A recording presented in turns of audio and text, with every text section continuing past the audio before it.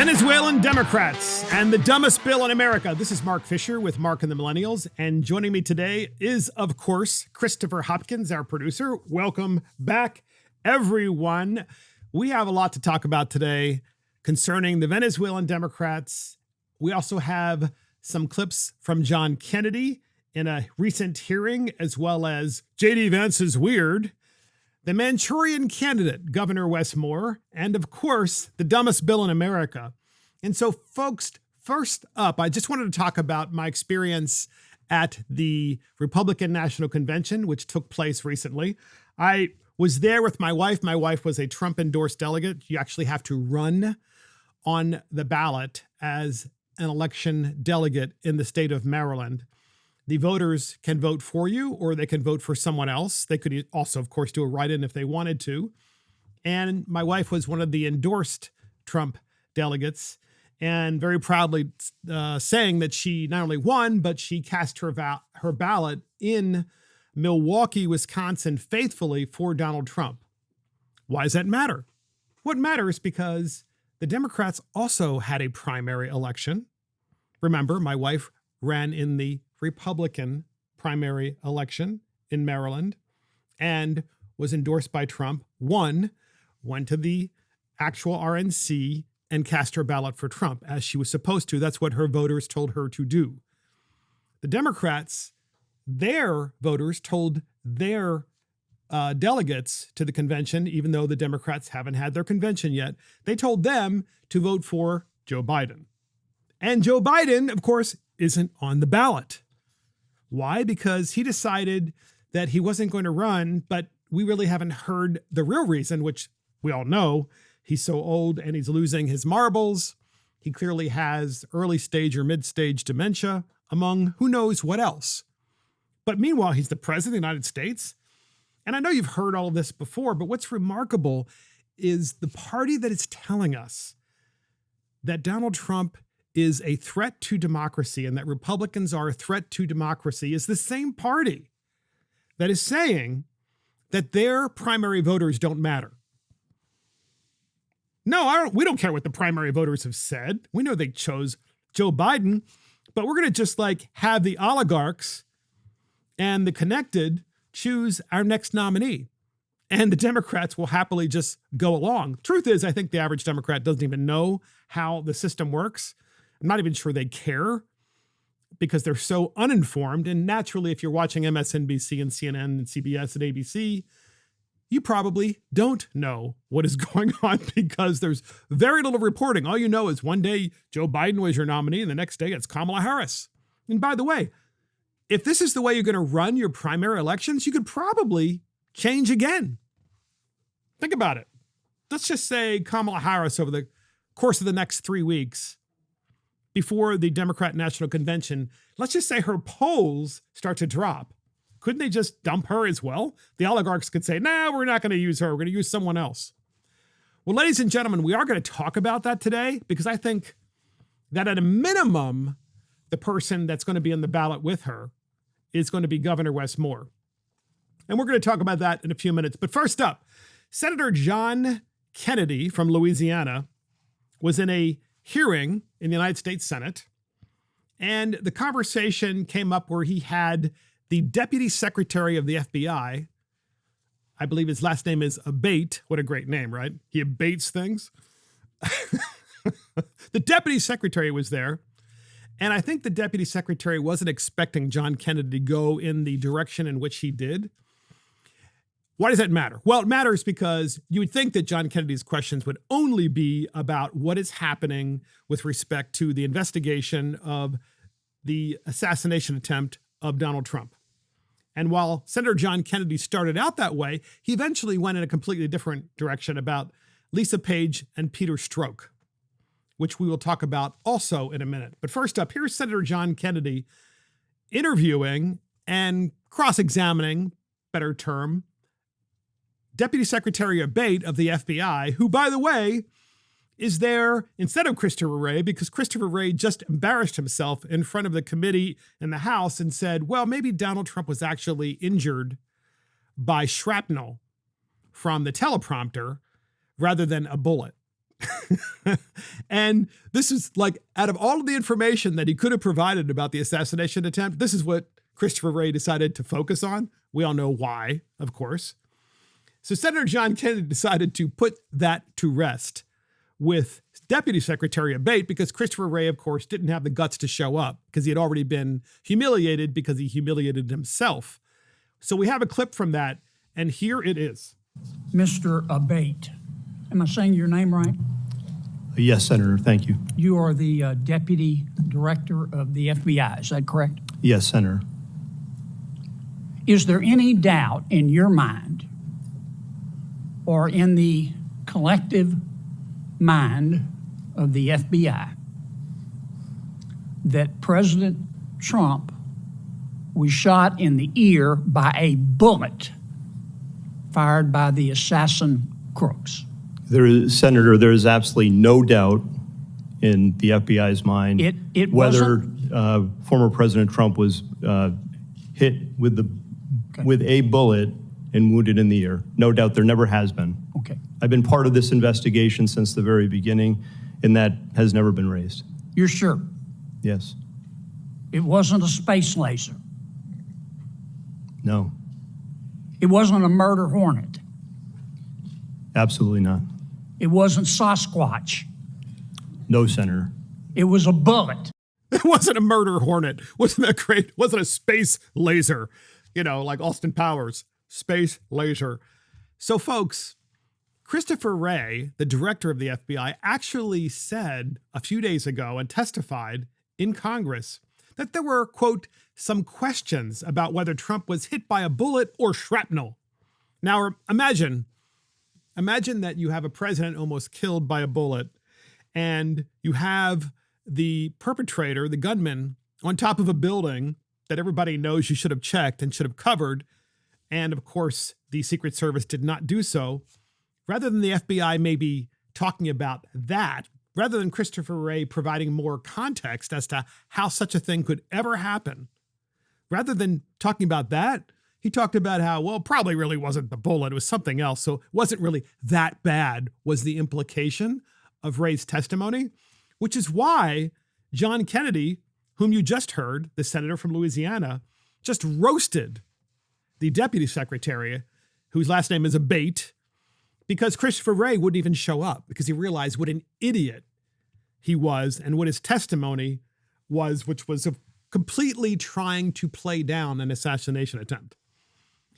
So Kennedy, in the same conversation of Deputy Secretary Abate, asked another question and went into a completely different direction, which I don't think Abate was expecting at all. I think Abate was there, as was the current director of the Secret Service. They were both there in front of the committee to talk about the assassination attempt. But John Kennedy initially asked the question about, was it a bullet or was it shrapnel or a laser or a murder hornet? And then talked about, guess what? Lisa Page and Peter Strzok. Remember, these are the two individuals who worked for the FBI during the last election and did everything they could to undermine, as FBI employees, Donald Trump from getting elected. As a result of their texts to one another, and God knows what other communication that they had, they were also apparently lovers. As a result of all this information that came out about these two individuals, they were fired. Well, fast forward to today, and Lisa Page and Peter Strzok now are supposed to be receiving something like $2 million in a settlement from the federal government. Now, keep in mind, if you sue the federal government, someone has to sign off in a settlement. That means a settlement means it wasn't actually tried in court, right? A judge didn't actually enter a judgment. Instead, you settled out of court. Perhaps you sued first, naturally, but then you settled out of court, and someone in the FBI and in the federal government signed off on this settlement. Why would someone sign off on a settlement of two individuals who were largely responsible for the Russia hoax, which is a fact, by the way? It's an actual fact. And keep in mind that all of this background information I'm giving you is based on John Kennedy's next question to Deputy Secretary Abate, which Abate was not expecting at all, namely about Peter Strzok and Lisa Page, and who actually at the FBI decided that settling this case made a lot of sense, when in fact, these two individuals literally were engaging in election interference as federal law enforcement officials. So we had that clip from John Kennedy, and it's really incredible because, this deputy secretary had no idea this was coming. He should have, because, of course, John Kennedy is incredibly smart. We have that clip, and here it is. It was a bullet, Senator. 100%. Fired by crooks. Yes, sir. That hit President Trump in the ear and almost killed him. 100%, Senator. Okay, glad we cleared that up. I don't want to get off the subject here. Did the FBI just settle 2 lawsuits, one wholly, one in part, in which the FBI agreed to give Peter Strzok $1.2 million and Ms. Lisa Page $800,000? It's my understanding, Senator, that the Department of Justice was involved in that, not the FBI. The FBI had nothing to do with it? There may have been consultation with our general counsel's office, but... Does the FBI have to sign off on it? I don't know the answer to that. I don't believe so, but I would want to confirm that. I would like you to, this would be the same Lisa Page who said to Mr.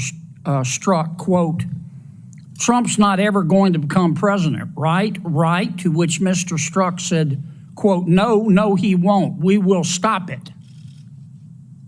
That's the Peter Strzok and Lisa Page I'm talking about. I need to know if the FBI signed off on this lawsuit. We will get that answer for you, Senator. And then I need to know who signed off on it. Did you sign off on it? I absolutely did not and would never sign off on something like that. Did Chris Wray sign off on it, the settlement? I don't believe he did. Okay. You don't know what? Nor do I think he would have. You need to let me know who signed off on this, if anyone at the FBI. So it was Merrick Garland who agreed to do this. Is that right? Senator, I do not know. Well, hell, somebody had to agree to it. I've settled a lawsuit before. The client's got to agree to it. You're the client. Understood. Right.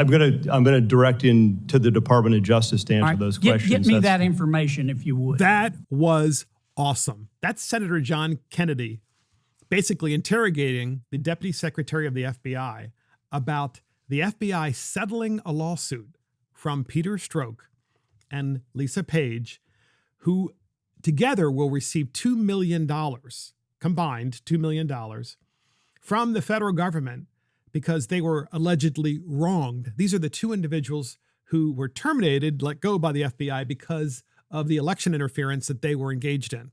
And who said crime doesn't pay? So here's some more background. NBC News. I'm intentionally reading the article to you from NBC News because they're notoriously corrupt. But even NBC News writes, 2 former FBI officials settled lawsuits with the Justice Department on Friday. That's last Friday, resolving claims that their privacy rights were violated when the department leaked to the news text messages that they had sent one another that disparaged former President Donald Trump. It didn't disparage the president. It was about undermining the election itself.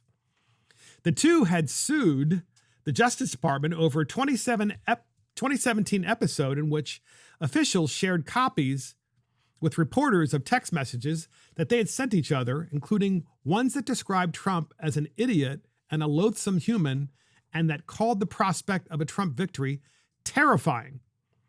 Strzok, who also investigated former Secretary of State Hillary Clinton's use of a private email server, was fired after the text messages came to light.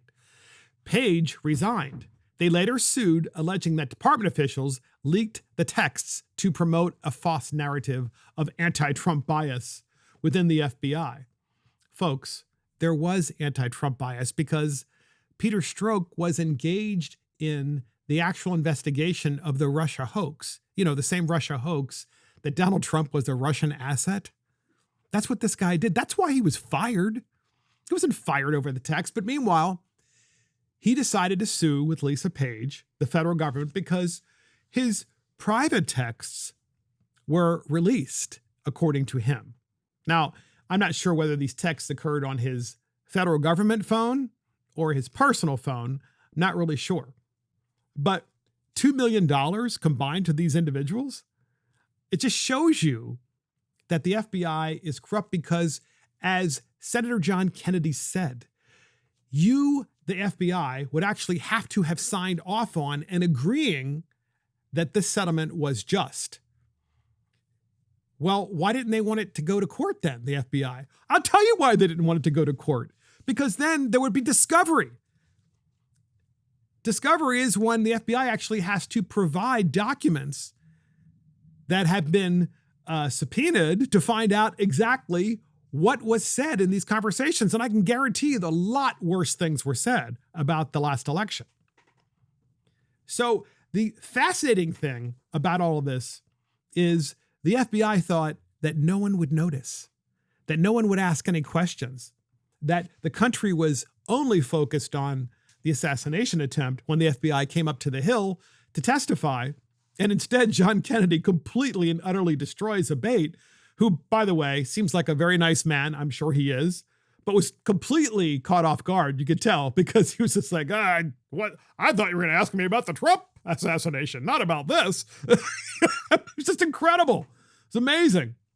And of course, in Local 3 News, this is another ABC News affiliate, but they're using a CNN story that they picked up and just read. It says former FBI official Peter Strzok and Lisa Page have reached a settlement. And then it also goes into the background, basically saying the same thing, that their private texts of their love affair had been disclosed. But it doesn't touch upon the Russian collusion narrative that Peter Strzok grabbed onto, which was a complete and utter falsity and had proven to be so. So once again, great job, John Kennedy. He basically brought some truth out, and he's asked the FBI to provide a name of whom in the federal government signed off on this settlement. Who said it was okay to pay these two crooks, election interferers, if you will, $2 million of your taxpayer money? So next up, ladies and gentlemen, we have J.D. Vance is weird. That's right. J.D. Vance is weird. Have you noticed on the media, I know Fox News has played this and Newsmax and others, but if you actually watch the mainstream media, sometimes it's just fun to do it. I know you're like, no, Mark, why would I watch the mainstream media? Because if you watch the mainstream media, you will see how coordinated it is. It's so coordinated that you can tell they're getting their talking points from the DNC, and then they just go with it. They just talk about the same thing again and again and again and again. And you think to yourself, well, there's so much more news going on. Why are they saying J.D. Vance is weird? Well, CNN was doing it. ABC was doing it. CNN, MSNBC. And the idea is to make J.D. Vance look like he's some sort of strange, like Appalachian weirdo, who grew up a mountain man, and he's kind of dangerous, and, maybe there are some weird parts to his life, rather than, I don't know, maybe just watching Hillbilly Elegy or reading Hillbilly Elegy. You can watch the movie on Netflix, you can read the book, and you can really find out who this guy is, if you want to, of course. So here's the article. Over the past few days, Vice President Kamala Harris and those who support her have taken to calling Donald Trump's running mate, J.D. Vance, weird. Knowing that they have nothing of substance to attack Vance on, they've resorted to this playground-level insult in a pathetic attempt to make him look bad. Thankfully, Vance is fighting back in a big way. It turns out that there's a wealth of weird Harris content out there as well. Well, of course there is. And first of all, would anyone actually ask the people on the left, can you tell me what specifically is weird about J.D. Vance? Like, what is weird? Like, what? Give me an example. They can't. It's just a moniker. J.D. Vance is weird. Folks, it's so strange and concerning that we don't have a media anymore in the United States. We really don't. what we have are a lot of independent journalists who then tweet out information on Twitter, and then you're forced to figure out what is real and what's not real. But one thing's for sure, if you see it on a video, the chances are it's real. Of course, because you've seen it before, and there are some trusted media sources. Some people trust Newsmax, some people trust Fox News. There are other news sources out there, The Blaze, there's Ben Shapiro. I mean, so many different news sources that you can watch.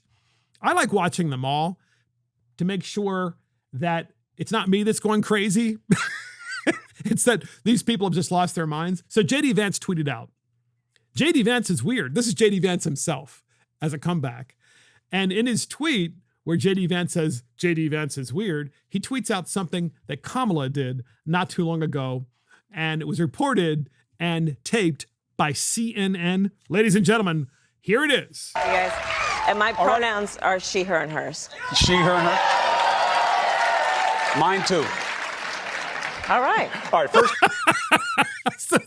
She's like, well, my pronoun, the first thing she says when she comes out on stage, my pronouns are she, her, and what was the other one? Hers. Hers, yeah. She, her, and hers. And then the guy interviewing her, it's a man, says, well, so are mine. And normally that would be a joke in the comedy club. But of course, in Democrat circles, they're like, oh, yeah, congratulations. Yeah. All right. Yeah. Yeah. So you're part of us. That's just amazing. Just amazing. So J.D. Vance's weird has already disappeared from the Democrat moniker. And it's also disappeared from CNN and ABC and CBS and mostly MSNBC and The View, because I think they've realized that Kamala Harris has said so many crazy things that she's actually the one that looks really weird and inconsistent and doesn't really believe in anything. So now the Democrats have dropped that, and I'm sure they're going to be off to the next thing.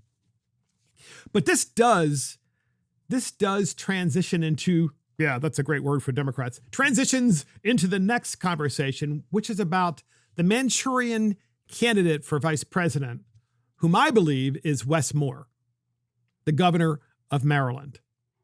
Now, a year ago, maybe a year and a half ago, it was a year and a half ago, we were talking about Wes Moore when he was first inaugurated as the governor of Maryland.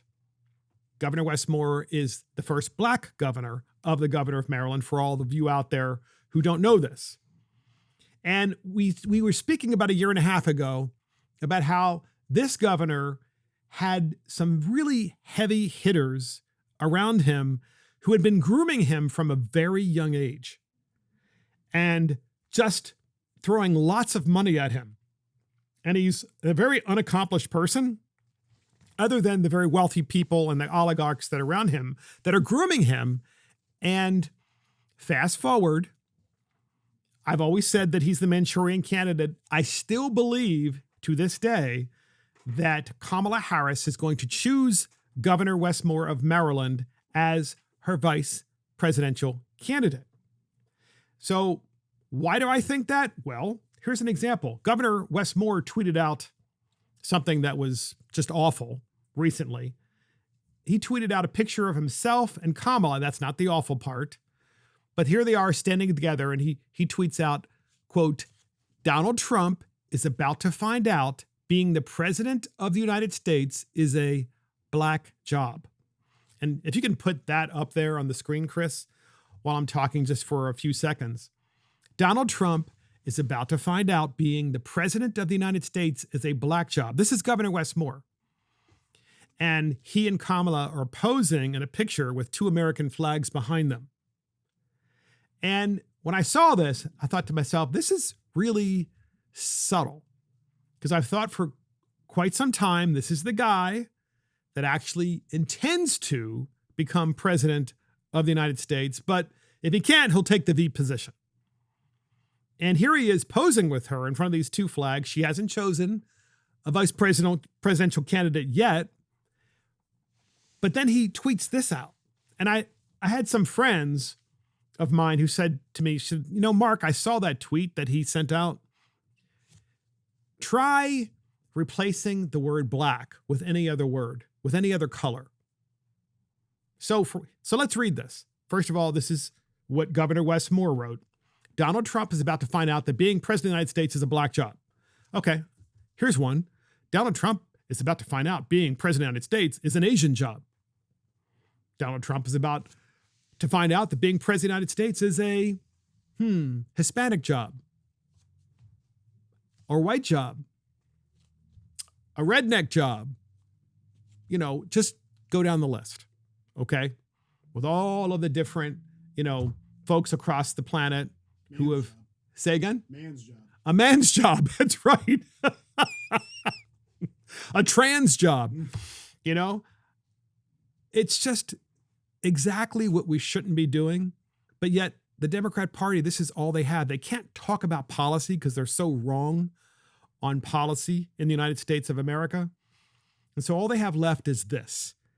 And when you try to racialize an election, and you say it's okay, I mean, isn't that the equivalent of Jim Crow 2.0? I mean, isn't that what that is? So I thought this is important to read because it gives you kind of a flavor of who this governor is. But I also wanted to read it to you because of the fact that I still believe that this particular governor of Maryland, who came out of nowhere, right? He moved from New York to Maryland, was never a Marylander, never.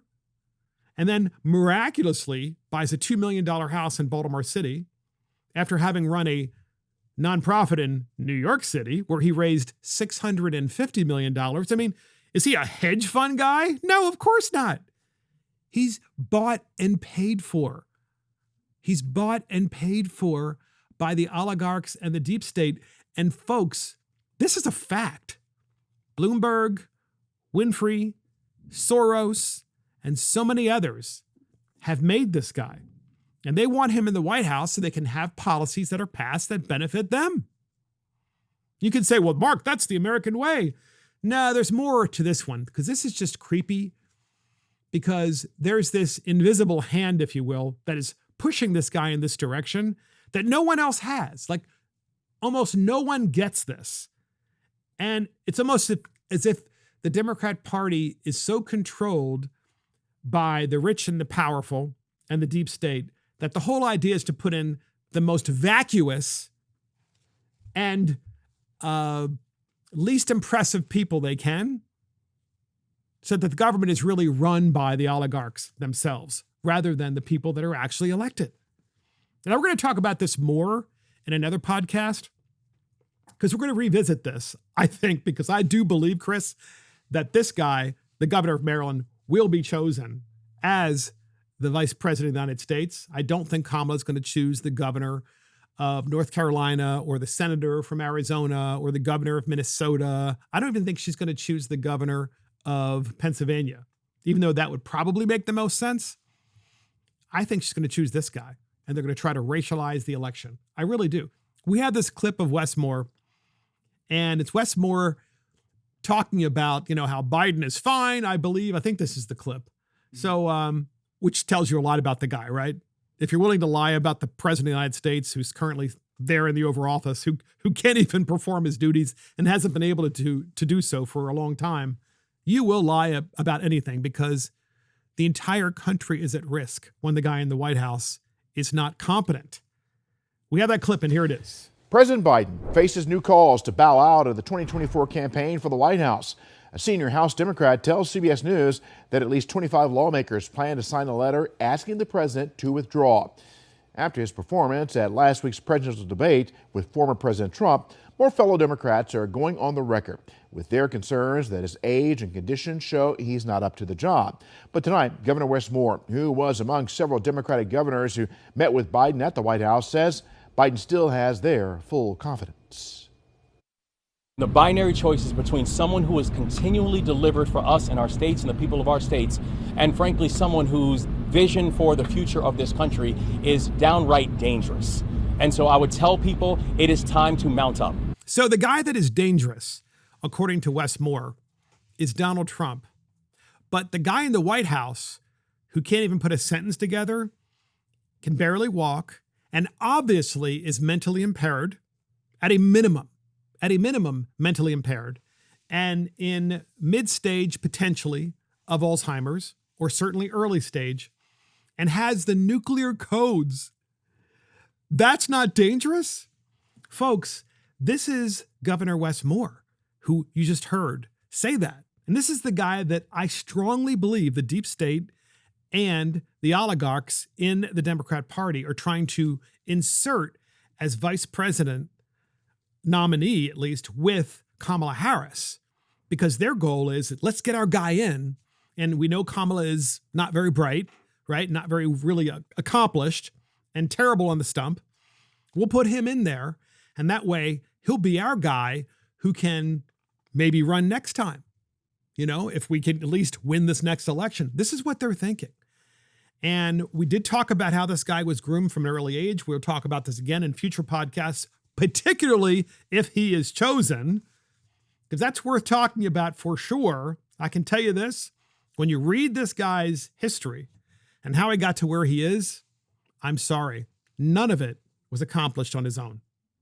It was he's literally a made person, and he's bought and paid for by these oligarchs. So next up, ladies and gentlemen, we have the dumbest bill in America. And do we have a lead up, Mr. Producer? Here it is.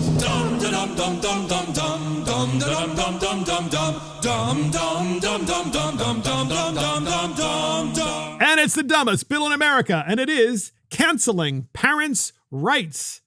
Yes, you heard that. Canceling parents' rights, ladies and gentlemen. Do you know California is the first state to ban schools from letting parents know of your child's pronoun change? Now, that's the AP that writes this, so you know it's bad if that's what the AP is writing. It's actually worse than that. The teachers and the administrators in your children's public school in California cannot tell the parents if your child has decided to change his pronouns to her or it or they or their, nor can they even tell the parents if your child is trying to dress like a different sex or is actually receiving counseling to eventually get puberty blockers and God knows what else. The teachers and administrators can't tell the parents? Folks, this is California. So basically, you go in as a parent and you're having the parent-teacher conference. Every parent who has children knows this. You go in and you meet the teacher and it's like, oh, so little Johnny has a C- average in math, and I think he could do much better. That's what the teacher says. But meanwhile, the teacher forgot to tell you that little Johnny is actually little Jane, and in math class puts a wig on. I mean, you're not supposed to know this?